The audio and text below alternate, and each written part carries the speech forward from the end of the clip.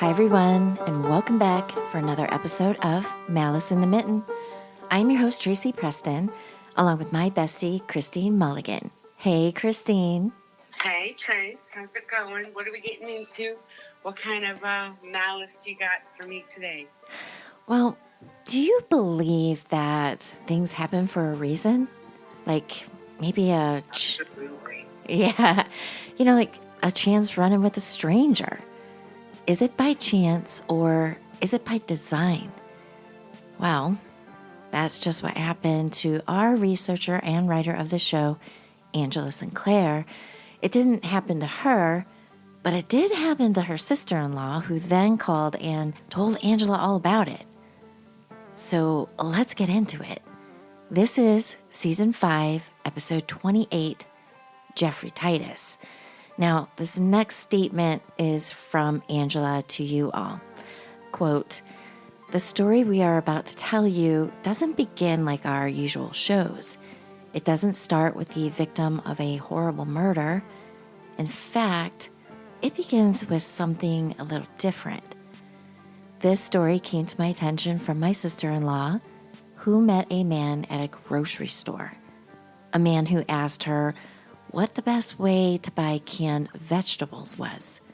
You see, he had been in prison for over 2 decades and didn't know anything about anything any longer, like how to use a computer or a smartphone, or even to buy groceries in this modern world.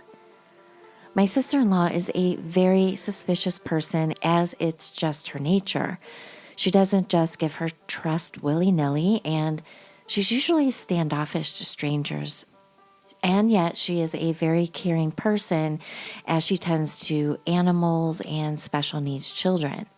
For some reason, this man seemed drawn to her, and they actually struck up a conversation with him telling her his story. When the conversation ended and she walked away from him, she decided to check out his story. Could everything he said to her be true? Well, she found his story, and it was true. What she was reading lined up with what he said almost word for word. He was wrongfully convicted for the murders of 2 men, 2 hunters. I do find it a little ironic that a man who spent his life as a trapper and hunter found my sister-in-law, whose life is dedicated to saving the lives of animals, struck up a conversation with her. This is the true story of Jeffrey Titus and the 2 murdered hunters. Fall in the Mitten is something hunters here eagerly await for, as it's hunting season. Shotgun blasts are not an uncommon sound this time of year. It was the afternoon of November 17th, 1990, when 18-year-old Bobby Brown, his stepfather Mark Perry, and a friend Doug Estes entered the game area at the Fulton State Game Area in Kalamazoo County. It's your favorite city. The best time to head out to hunt is either in the early morning or late afternoon into the early evening. After entering the gaming area, the 3 men went their separate ways per usual to get a place to hunt. But after hearing a few shots fired off, Brown would make his way back toward what he had heard. He assumed that either his stepfather or Doug had gotten a deer. But what he thought he would see versus what he saw couldn't have been more different. Brown found Estes and another man, 37-year-old Jim Bennett, lying on the ground several feet apart. Both had been shot in the back at close range. Both were dead. Bennett's weapon, a muzzle-loading rifle, was on the ground, but Estes's 12-gauge shotgun was nowhere to be found. Darkness fell as police arrived. An initial search yielded nothing. The lights set up attracted the attention of 38-year-old Jeff Titus, whose farm bordered the game area. Police were still on the scene when Titus and a friend, Stan Driscoll, drove up from Titus's property. Titus said that he and Driscoll had just returned from hunting on property about 35 minutes north. 2 days later, on November 19th, 1990, Titus called police and reported that he had found a shotgun on the edge of the game area. Now, Titus was a trapper and said that while checking his traps, he spotted the gun. Detectives were pretty much at a standstill with their investigation of the shootings. They thought that drugs may have been the motive, as Bennett grew marijuana, and Estes allegedly at one point talked about robbing Bennett's marijuana, which, by the way, is not uncommon. So if you're growing, you better be careful and keep your mouth shut about it. Sorry, I just had to throw that out there. All right, back to the story. So why these two men ended up murdered on November 17th was something that just didn't make any sense. There was one possible suspect, a man whose car had gotten stuck in a ditch near the game area not long after the shots were heard. Brown told police that he heard squealing tires in the distance after hearing the gunshots. A witness told police that the man in the ditch was sweating and refused an offer to call police for help. Then, before long, a man passing by in a truck stopped and offered to help pull the car out of the ditch, and just as soon as the man was free, the driver quickly sped off. The murders remained unsolved for a decade. It was in 1998 that a cold case squad was formed by the Kalamazoo Police Department, and in 2001, the unit turned its focus on the murders of Estes and Bennett, and it didn't take detectives long before they were able to close the decades-old murders. But wait a minute, hold on a second. So, this was a cold case for 10 years, and this guy, Titus, was the one that found the shotgun at the edge of the gaming zone. Am I following you?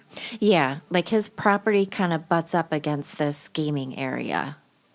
Okay, so he found the shotgun right after the murders happened. Mm-hmm. And then 10 years later, they come back looking at him?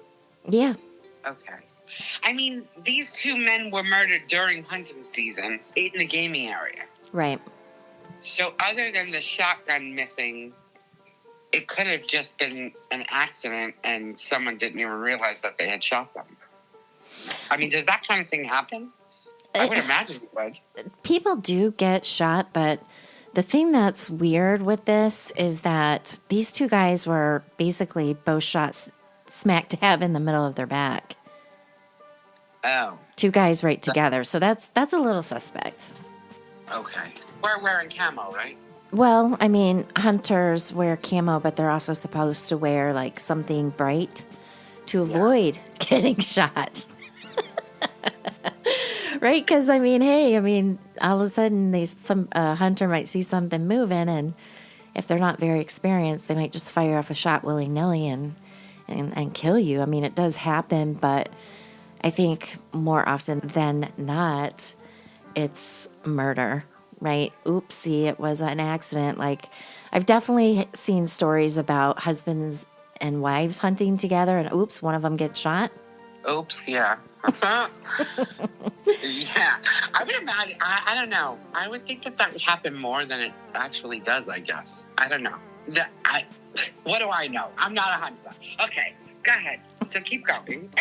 Okay. On December 12th, 2001, detectives arrested Jeffrey Titus. At the time of the arrest, he was 49 years old.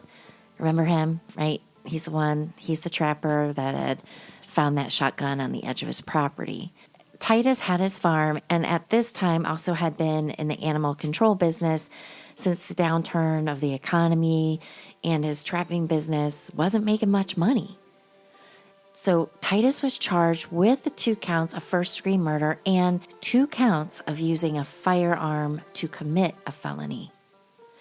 In July of 2002, Titus went to trial at the Kalamazoo County Circuit Court.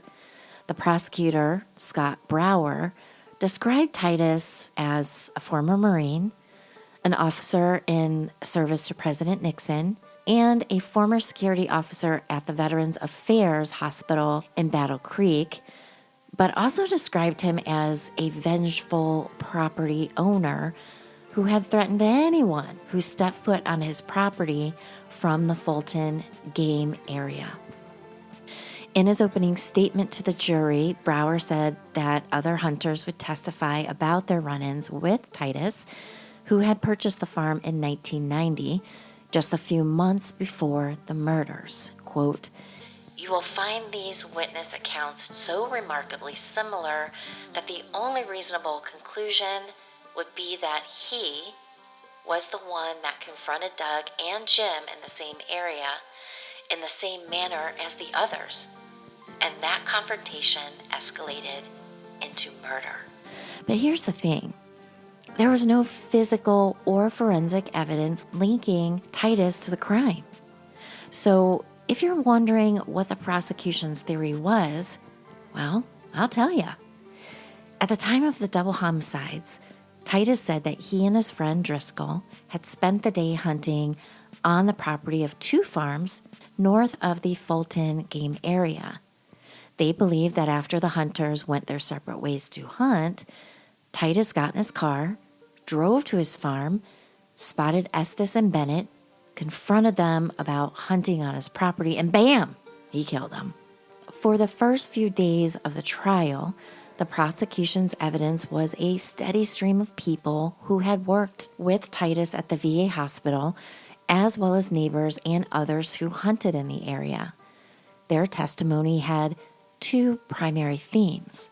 One, that Titus was a territorial man and that Titus would not hesitate to confront any hunter who wandered onto his property. And two, that Titus often spoke of the two hunters that were killed near his property line and did so in ways that were quite unsettling. Bonnie Huffman testified that in 1990, prior to the murders, Titus had confronted her while she was hunting on her parents' farm, which was just adjacent to Titus's farm. She said that Titus was waving a pistol around, told her she was on his land, and told her to get out. She said the incident had frightened her so much that she never hunted in that area again, even though she knew it was not on his property. That would freak me out as well. I mean, what's going to stop this man from shooting you?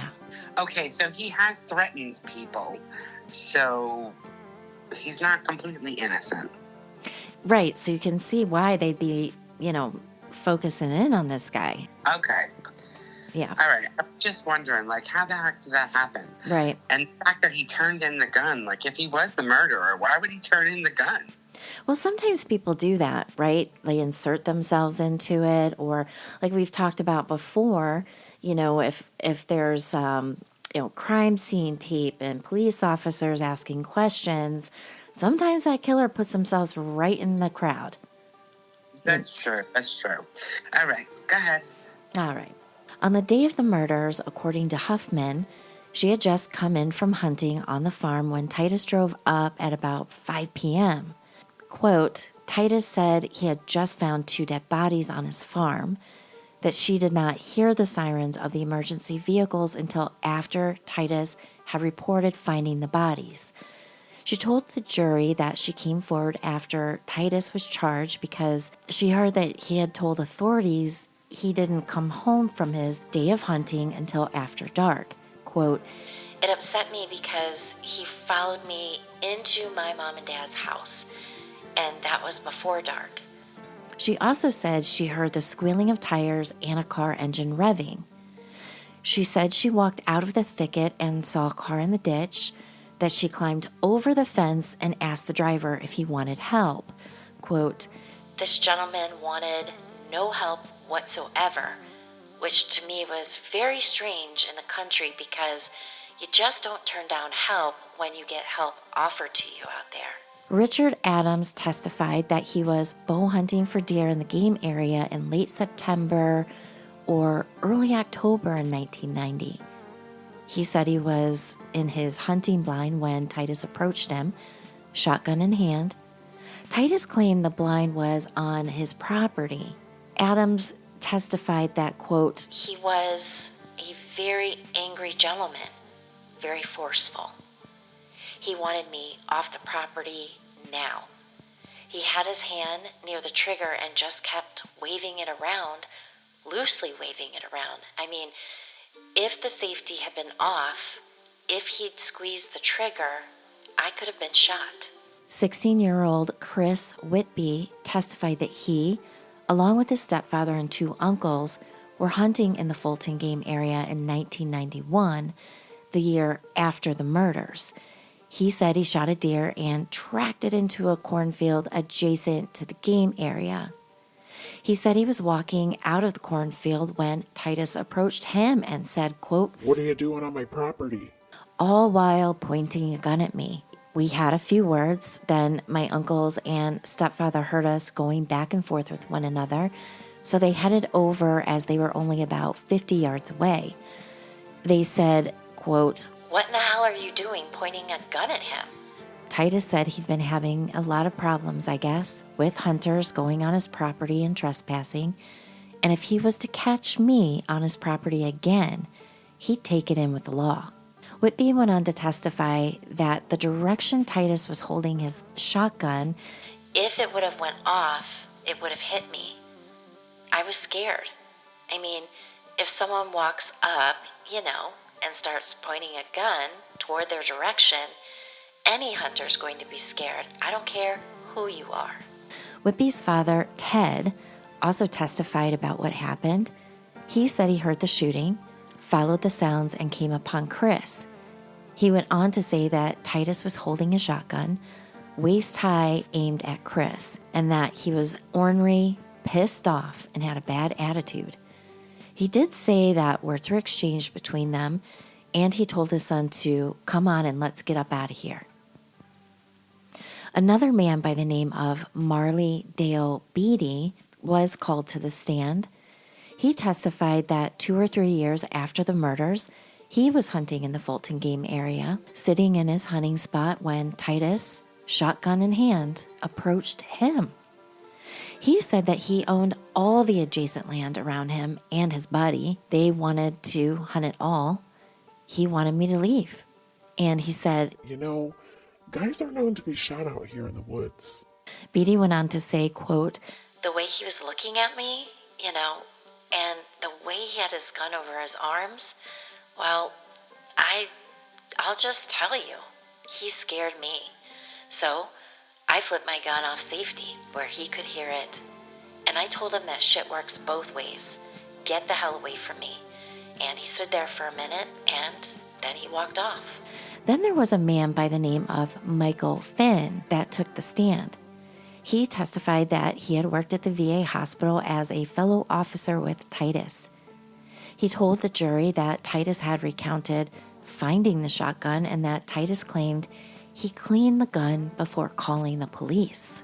John Calican, who was Titus's supervisor at the VA, also testified in 1992 that in 1992, Titus told him about finding the gun, cleaning it, and holding onto it for a couple of days before calling the police. Quote, he felt the police had insulted him during the course of the investigation that they had conducted, and it was his way of getting back at them. Marion Beardsley Gibbs testified that she worked at the VA as a coordinator of the homeless programs.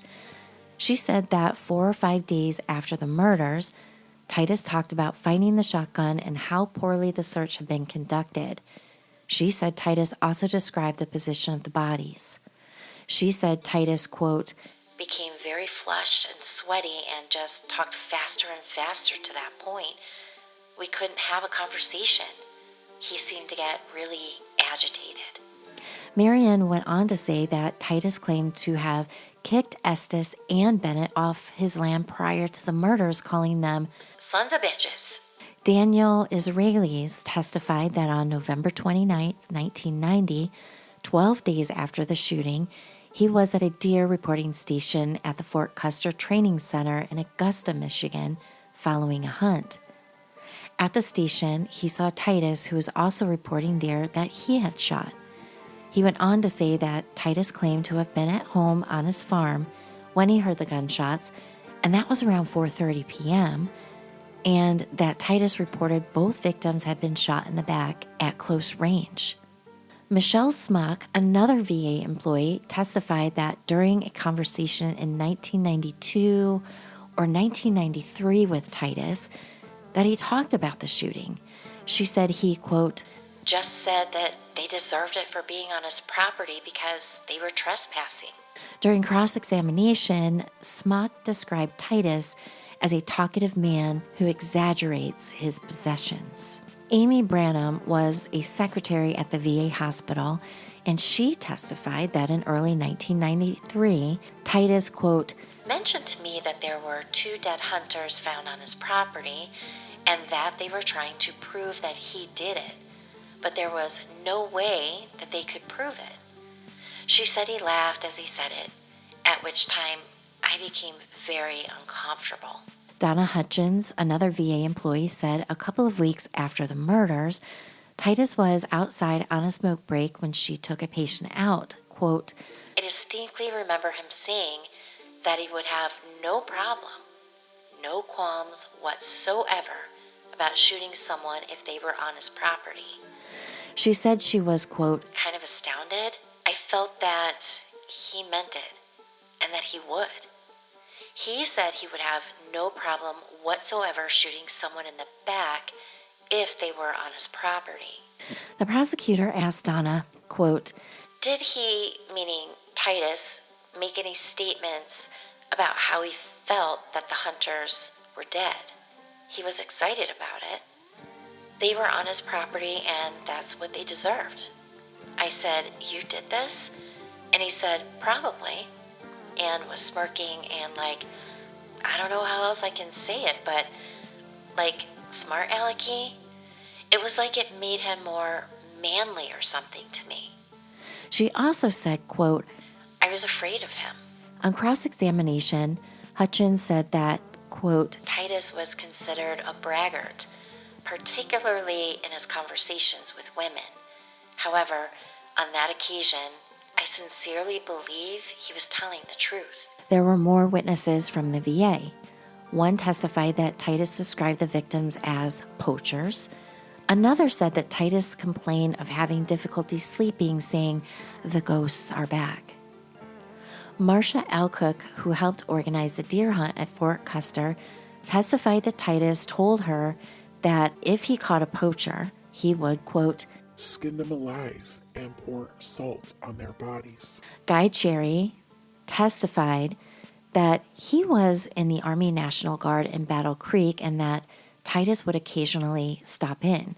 He said that in 1991, when Cherry mentioned wanting to get a gun to take up hunting, Titus said, quote, that he'd catch a lot of people on his property all the time, and he could confiscate their guns and grind down the serial number and sell it to me pretty cheap. He said Titus also said that, quote, if anybody ever gave him a problem, that he would have no problem blowing them away. He'd just tell the cops that they drew first.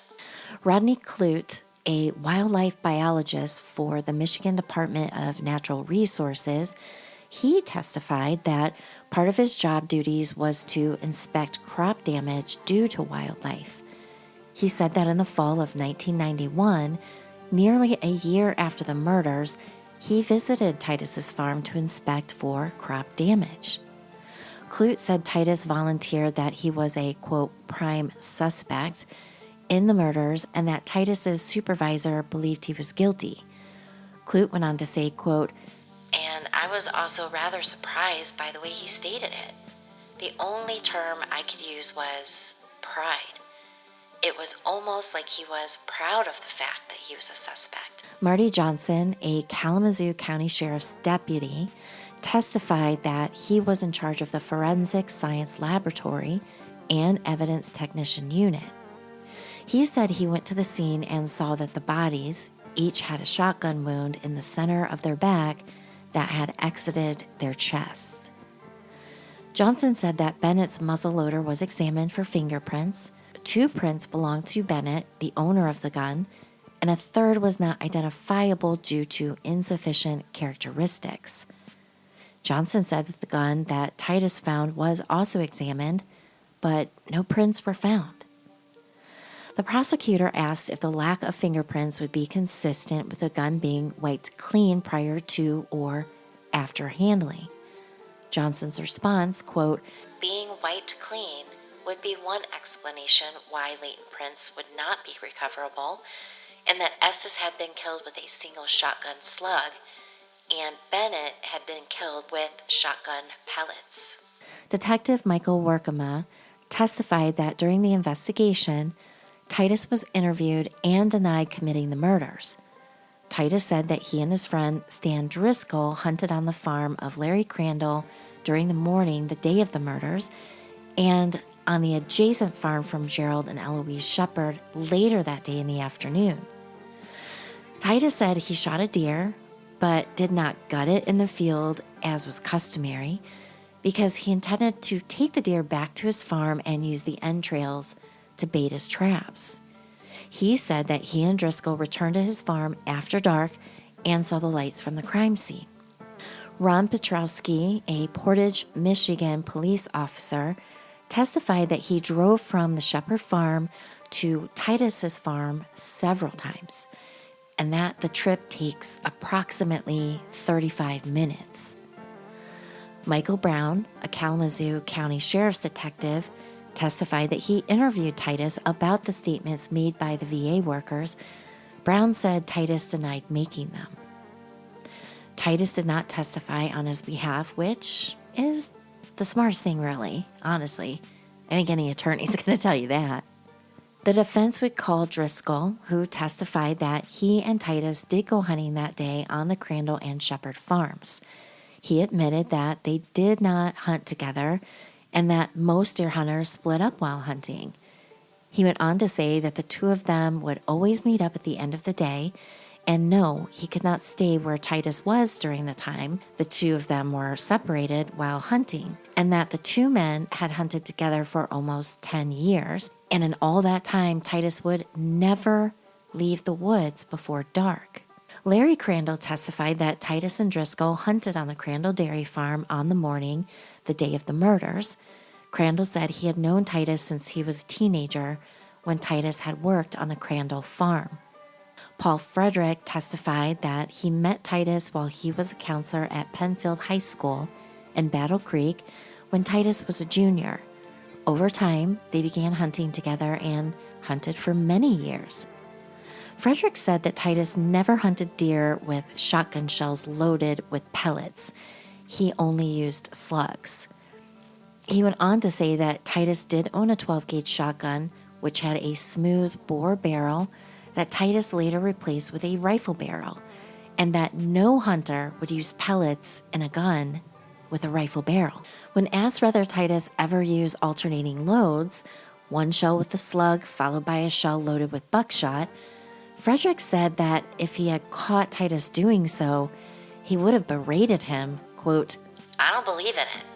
I always told him, if you can't hit a deer with a slug, you don't have any business shooting buckshot." Helen Knobs testified that she lived across the street from the Fulton game area. She recalled that on the day of the murders, a neighbor called and reported a car in the ditch at the corner that needed help. She said she drove to the ditch and found the car nose down in the ditch, and he wanted someone to pull him out. She offered to call the police and get a tow truck.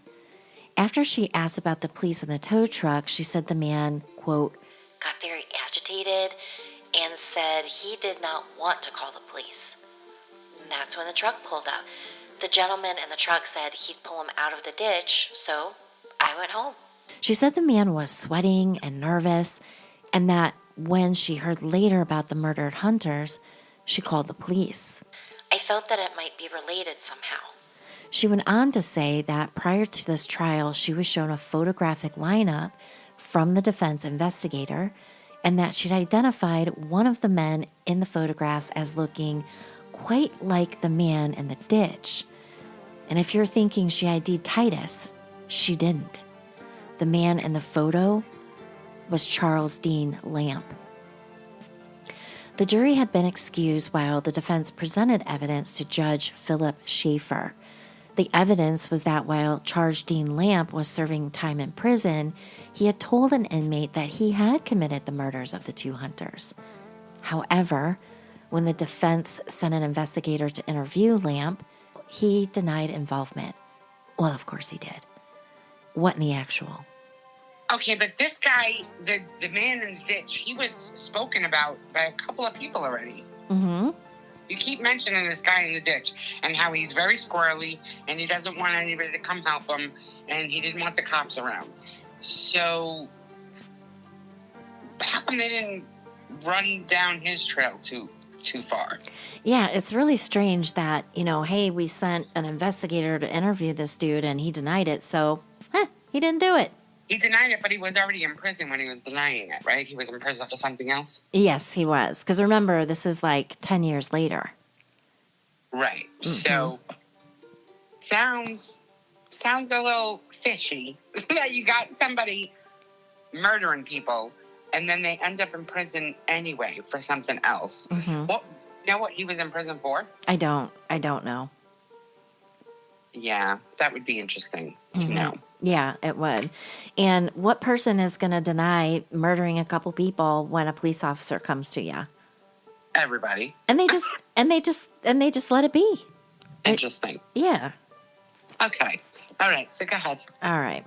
Brower, the prosecuting attorney, in his closing arguments, portrayed Titus as a man who was so obsessed with his property that he left the woods where he was hunting with Driscoll, drove home, confronted and killed Estes and Bennett, then drove back to meet up with Driscoll at the end of the day.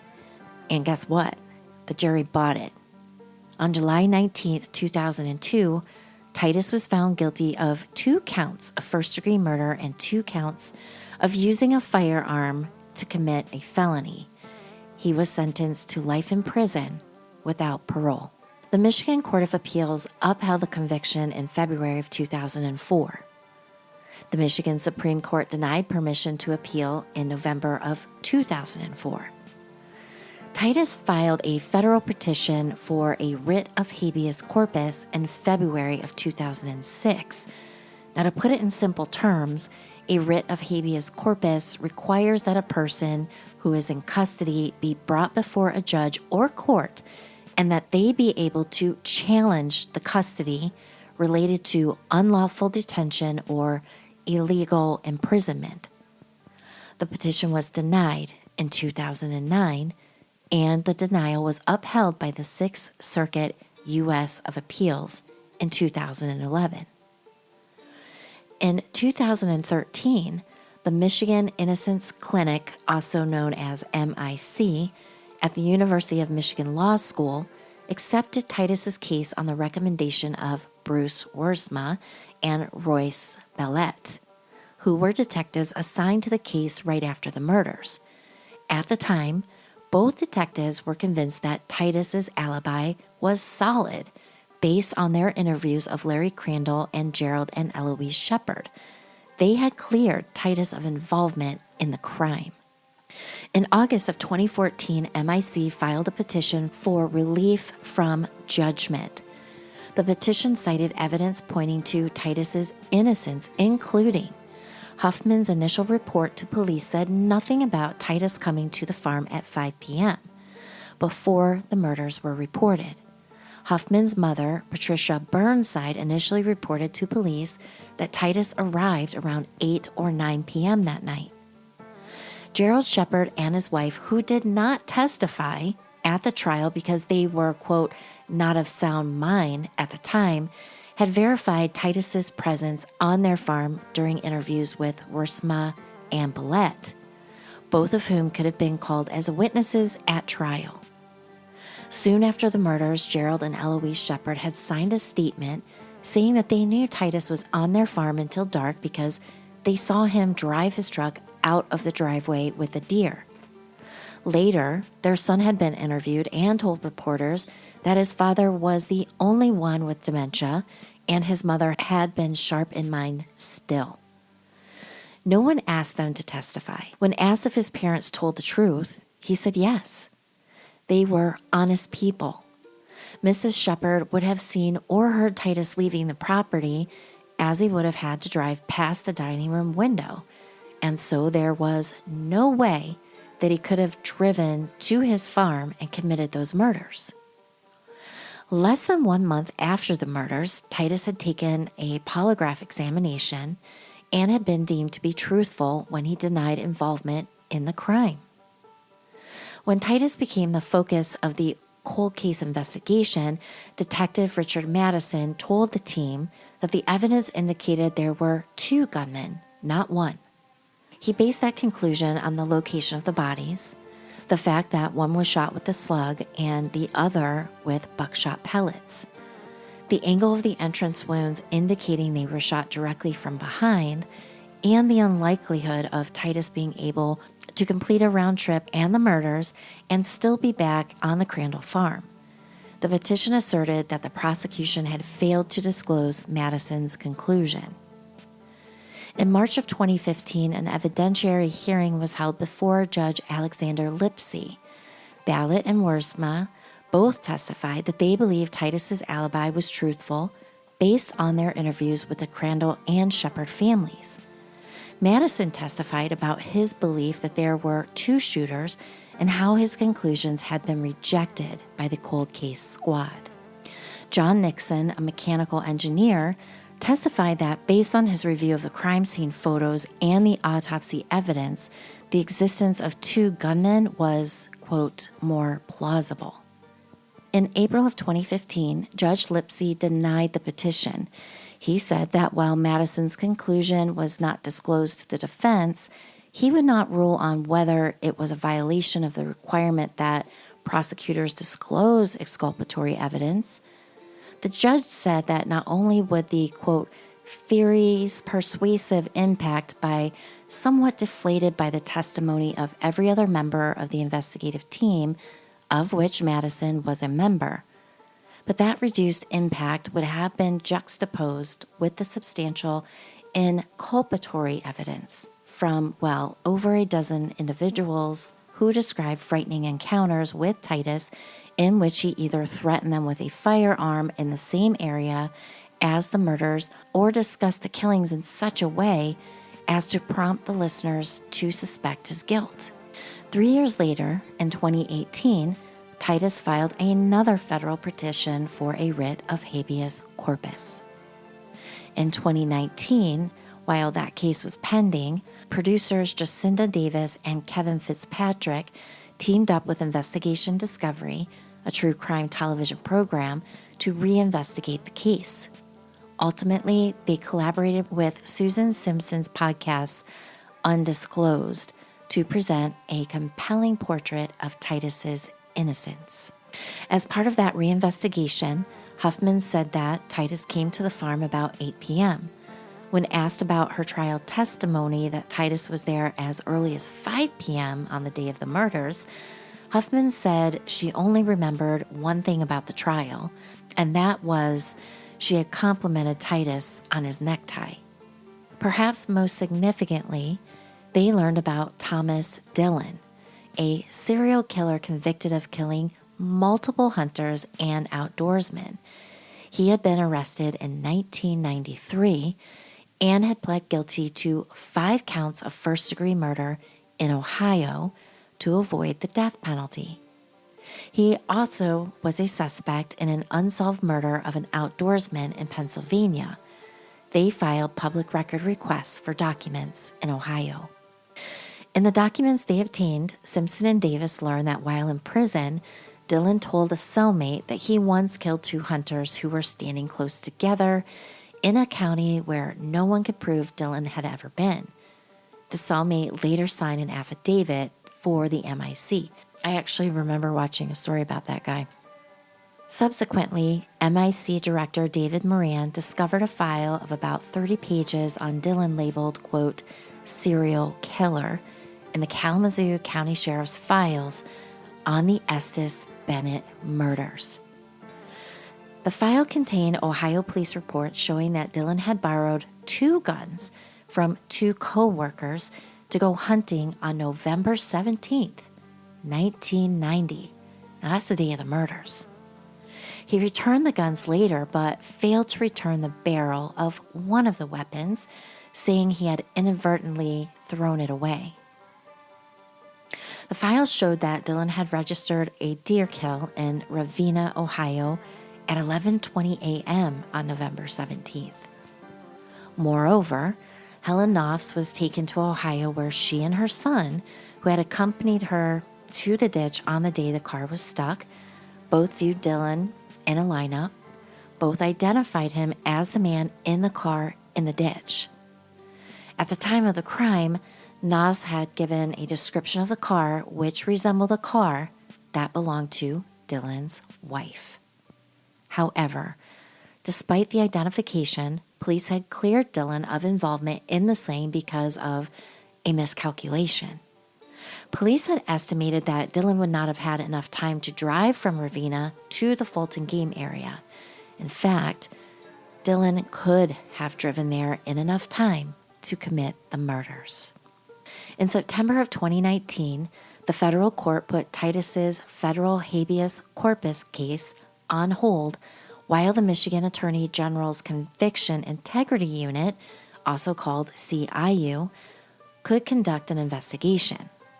The CIU ultimately collected more information, including that the FBI had conducted surveillance of Dylan and documented occasions when he would drive hundreds of miles from home. In addition, Dylan picked up his shell casings and left no evidence at any of his murder scenes. One of his killings occurred on November 10th, 1990, 1 week before Estes and Burnett were killed. And he killed another deer hunter on November 28th, 1990, 11 days after the murders. On February 22nd, 2023, the CIU filed a stipulation to the pending habeas petition outlining the newly discovered evidence about Dylan and agreeing to a new trial and to Titus's immediate release. A companion filing by the MIC noted that at the time of the crime, Knopf had helped police create a composite sketch of the man in the ditch. The sketch, quote, bears a striking resemblance to Thomas Dylan. The filing noted that Dylan had borrowed a gun from a coworker, which had 2 interchangeable barrels, one for buckshot and one for slugs. Dylan failed to return the buckshot barrel. Quote, the use of 2 different shotguns is consistent with the theory that Mr. Estes and Mr. Bennett were killed using 2 types of shotgun ammunition.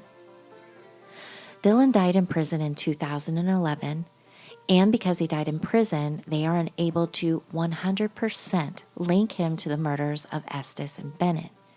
Their cases remain unsolved today and will more than likely remain that way. On February 24th, 2023, U.S. Judge Paul Borman granted Titus's writ of habeas corpus and vacated his conviction. Titus was released later that day, more than 20 years after his conviction. On June 1, 2023, Kalamazoo County Prosecutor Jeff Getting agreed to dismiss the charges. The 71-year-old Titus declared, quote, all I can say is, I am an innocent man. I am glad to have this off my head and that I can get on with my life.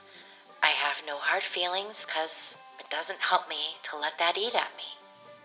He also had donuts waiting for everyone afterwards and continues to be a frequent customer of Sweetwater's Donuts.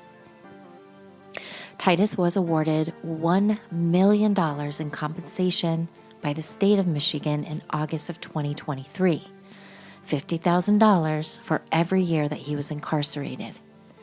In September of 2023, Titus also filed a $100 million federal civil rights lawsuit against detectives Workema and Brown.